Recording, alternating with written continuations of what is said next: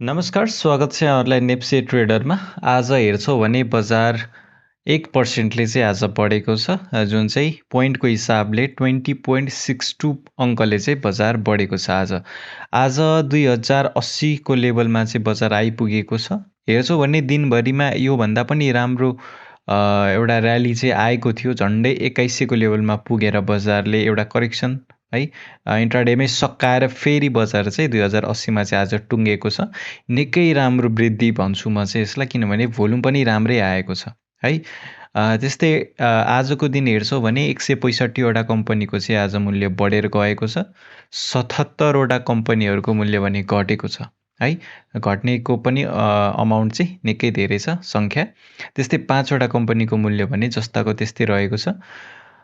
Top गेनरको कुरा गर्छौँ भने केआरबिएलले चाहिँ आज सर्किट लगाएको छ। त्यस्तै सिन्धु, त्यस्तै केएमसिडिबी, एसएपीडिबिएल, त्यस्तै युएसएचएल लगायत अन्य अझै कम्पनीहरू छन्, जस्तै टिबिसिएल, एमकेसिएल, एचआरएल है। एचआरएलको चाहिँ आज दोस्रो दिन हो सर्किट लगाउने लागिरहेको छ। त्यस्तै एनडब्लुसिएल, टिपिसी है।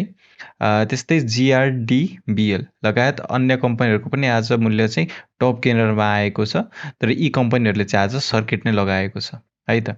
टप लुजरको कुरा गर्छौँ भने डिएलपिएसले आज लगभग आज आज सबसे धेरै मूल्य झर्नेमा चाहिँ यो कम्पनीको रहेको छ। त्यस्तै सिएसटिसी, बिएचटिसी, एसएमएचएल, मन्दु यिनीहरू चाहिँ आज टप लुजरको सूचीमा चाहिँ आएका छन्। टप टर्नओभरको कुरा गर्छौँ भने सोना, निफ्रा, एसएचएल, मेन र आरएनएलआईमा चाहिँ टर्नओभर धेरै देखिएको छ, अर्थात् इन्भेस्टरहरूले ठुलो लगानी चाहिँ लगाएका छन् है। भोल्युमको हिसाबमा हेर्छौँ भने निफ्रा, एचडिएचपिसी, सोना, एसएचएल र अपीमा चाहिँ भोल्युम चाहिँ धेरै आएको छ। तर किताको हिसाबको कुरा गर्छौँ भने सोना, एमइएल, निफ्रा, सिएलआई र आरएनएलआईमा चाहिँ ट्रान्जेक्सन वाइज धेरै कारोबार भएको छ है। त्यस्तै टोटल टर्नओभर पनि हेर्छौँ भने 6.11 अर्बको चाहिँ आएको छ, जुन चाहिँ एकदमै राम्रो हो, किनभने अप ट्रेन्ड लाग्दै गर्दा 6 अर्ब भनेको सानोतिनो अमाउन्ट होइन है। हिजो अस्ति हुन चाहिँ 7 अर्बसम्म आएको थियो, तर त्यो चाहिँ बढिरहेको बेला आएको है। अहिले चाहिँ एउटा करेक्सन भर्खरै सकाएर बढिरहेको बेलामा 6 अर्ब आउनु भने निकै राम्रो टर्नओभर हो। त्यस्तै सेक्टर वाइज यदि एनालिसिस गर्छौँ भने ब्याङ्किङ इन्डेक्स 0.67%ले बढेको छ। डेभलपमेन्ट ब्याङ्क 5.21%ले बढेको छ।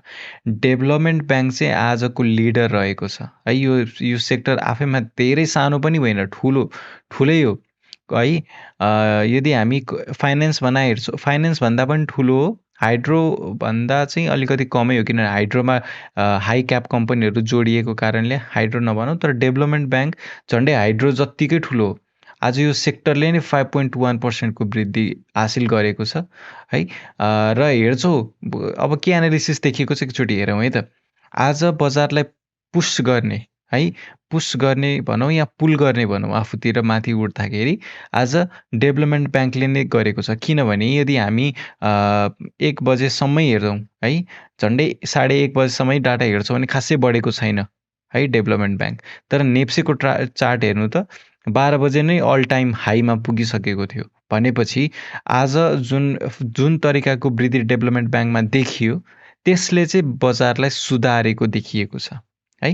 त्यस्तै फाइनेन्सको पनि चार्ट हेर्छौँ भने फाइनेन्समा त लगातारै राम्रो नै हुँदै गएको छ। फाइनेन्स पनि पोजिटिभ नै देखिएको छ है। अर्को डेभलपमेन्ट ब्याङ्क पछिको अर्को राम्रो भनेकै फाइनेन्स हो। त्यसपछि आज बढेकोमा भनेको है, मैले सेक्टर नै राम्रो मात्र भनेको होइन, आजको चाहिँ डेभलपमेन्ट ब्याङ्क पछिको राम्रो चाहिँ फाइनेन्स बढेको छ भन्न खोजेको। त्यस्तै होटल एन्ड टुरिज्म 2.72%ले बढेको छ। हाइड्रो पावर 0.45%ले आज यसमा करेक्सन आयो है। करेक्सन आउनु पनि एउटा स्वाभाविक कुरा हो, करेक्सन आउनु पनि पर्छ। तर नभन्दै यसमा एउटा दुईवटा कम्पनीहरू छ, त्यसको बारेमा एकछिनमा छलफल गर्नेछौँ। इन्भेस्टमेन्ट 1.24%ले बढेको छ। लाइफ इन्सुरेन्स 0.92%ले बढेको छ। म्यानुफ्याक्चरिङ एन्ड प्रोसेसिङ भने 0.04%को आज यसमा पनि सामान्य करेक्सन छ। माइक्रो फाइनेन्स हेर्छौँ भने 1.11%को चाहिँ वृद्धि छ। म्युचुअल फन्ड 0.15%ले घटेको छ।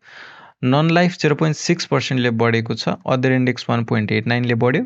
त्यस्तै ट्रेडिङ इन्डेक्स 0.93%ले चाहिँ बढेको छ है त।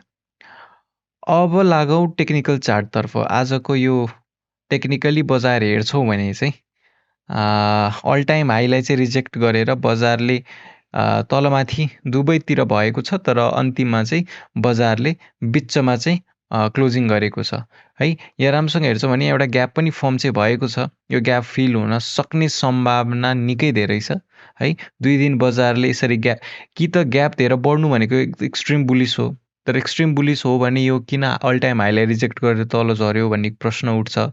यसको जवाफ दिनको लागि चाहिँ बजारले फेरि यो ग्यापलाई फिल गरेर बल्ल बढ्नुपर्ने हुन्छ है। तर यो यदि एक्सट्रिम बुलिस हो भने भोलिको दिन यो अल टाइम हाई जुन आजको थियो त्यसलाई पनि कटेर जानुपर्छ है। यदि यतितिर अड्किन्छ भने एउटा फेरि सामान्य करेक्सन हुनसक्छ भन्ने कुरा चाहिँ हामीले त्यसरी चाहिँ बुझ्न सक्छौँ।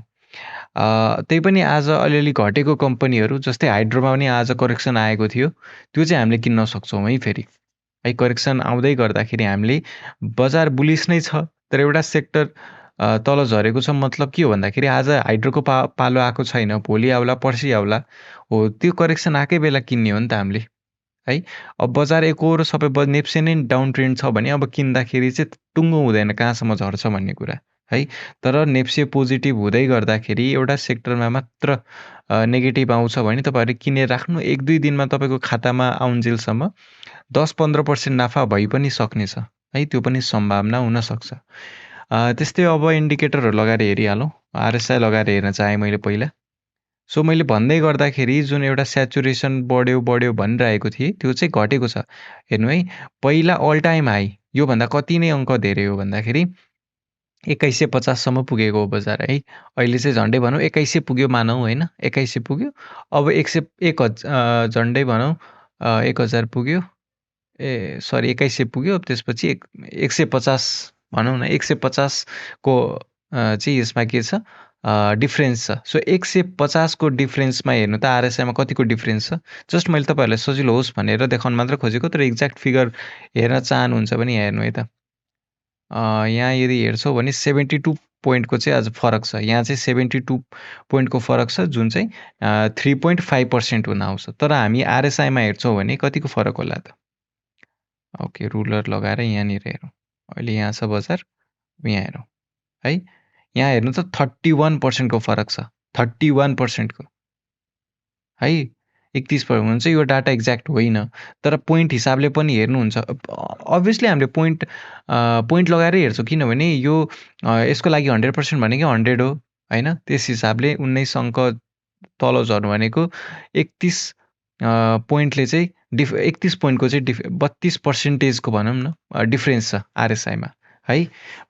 उता चाहिँ 3.5% को डिफ्रेन्स हुँदा यहाँ चाहिँ 32% को डिफ्रेन्स देखिनु भनेको के हो त भन्दाखेरि स्याचुरेसन घटेको। अब बजार बढ्छ भने है, अब चाहिँ आरएसआई 70 पनि क्रस नहुँदै अथवा 70 क्रस भयो भने अल टाइम हाई पुग्दिन सक्छ क्या है। त्यसपछि 90-80 तिर जाओस् त आरएसआई, त्यसपछि हामीले बल्ल त्यसपछि 2100-2300 होइन, 2200-2250 हेर्न सक्छौँ। त्यो भनेको चाहिँ स्याचुरेसन घटेको। यो चाहिँ दीर्घकालीन रूपमा यदि हामीले बजारको चाहिँ भविष्य हेर्ने हो भने यो चाहिँ एकदमै पोजिटिभ मानिन्छ है। यस्तो खालको डाइभर्जेन्स, कतिजनाले चाहिँ यसलाई डाइभर्जेन्स पनि भन्नुहुन्छ, त्यो डाइभर्जेन्स देखिनु भनेको चाहिँ एकदमै पोजिटिभ कुरा हो है। त्यस्तै अर्को इन्डिकेटर एमएससिडी लगाएर हेरौँ। एमएससिडी लगाएर हेर्छौँ भने चाहिँ एमएससिडीको सेल सिग्नल चाहिँ आएको छ, भ्यालिड नै छ भनौँ अहिलेसम्म। र यो किन्ने मौका हो जस्तो लाग्छ, किनभने आरएसआईले सेल सिग्नल दियो, त्यसपछि 3 दिन घट्यो है। यसले चाहिँ 3 दिन घटेको देखायो, हुन चाहिँ निकै अगाडिदेखि घट्दै आएको थियो होइन। त्यसपछि यसले फेरि यो सेल सिग्नल चाहिँ बिस्तारै घटिरहेको छ। अब फेरि बाई सिग्नल जेनेरेट हुने चाहिँ बेला हुँदै गएको छ है। भोलि र पर्सि बढ्दियो भने, आज जस्तै मात्र नै बढ्दियो भने एमएससिडीले चाहिँ बाई सिग्नल देखाइ नै हाल्छ है त। त्यस्तै अर्को इन्डिकेटर बोलिङ्गर ब्यान्ड लगाएर हेर्छौँ भने बोलिङ्गर ब्यान्डमा फेरि एउटा चाहिँ यो खुम्चिँदै गएको अवस्था छ है। यो खुम्चिनु भनेको एकदमै पोजिटिभ हो। पहिला कुरा यसले मिड ब्यान्डमै सपोर्ट लिएको छ है। मिड ब्यान्डमा एउटा स्ट्रङ सपोर्ट छ, मैले बारम्बार भनिरहेकै थिएँ। र यो यसमा सपोर्ट पनि लिनु प्लस यो अप्पर ब्यान्ड र लोअर ब्यान्ड खुम्चिँदै गर्दाखेरि एउटा ट्रेन्ड चाहिँ निर्धारण हुन्छ कि अप ट्रेन्ड कि डाउन ट्रेन्ड है, कि माथितिर घचेट्छ कि तलतिर घचेट्छ। तर सबै कुरालाई एनालिसिस गर्ने हो भने यो चाहिँ माथितिरै ब्रेकआउट दिने म्याक्सिमम 90% चान्स चाहिँ माथितिरै ब्रेकआउट दिन्छ कि एक त लगभग हामी डाउन ट्रेन्डमा भएको निकै टाइम भइसक्यो है, निकै टाइम भइसक्यो। अब 2024मा त यसै पनि एउटा बुल रन आउँछ र बुल रन भनेको 2-3 महिनाको हुँदैन, 1 वर्षसम्मको हुन्छ है। त्यस कारणले यो सुरुवात भइसकेको छ भन्न चाहिँ मैले तपाईहरुलाई अलर्ट गराउन चाहे। त्यस हिसाबले तपाईहरु आफ्नो बाइङ त्यही हिसाबले आफ्नो क्यापिटल चाहिँ इन्भेस्ट गर्नु होला है त। हस् त, आजलाई यति नै। भिडियो कस्तो लाग्यो, मन परेमा लाइक गरिदिनु होला, केही सर सुझाव छ भने कमेन्टमा बताइदिनु होला र च्यानलमा नयाँ हुनुहुन्छ भने सब्स्क्राइब गरिदिनु होला। हस् त, आजलाई यति नै। धन्यवाद।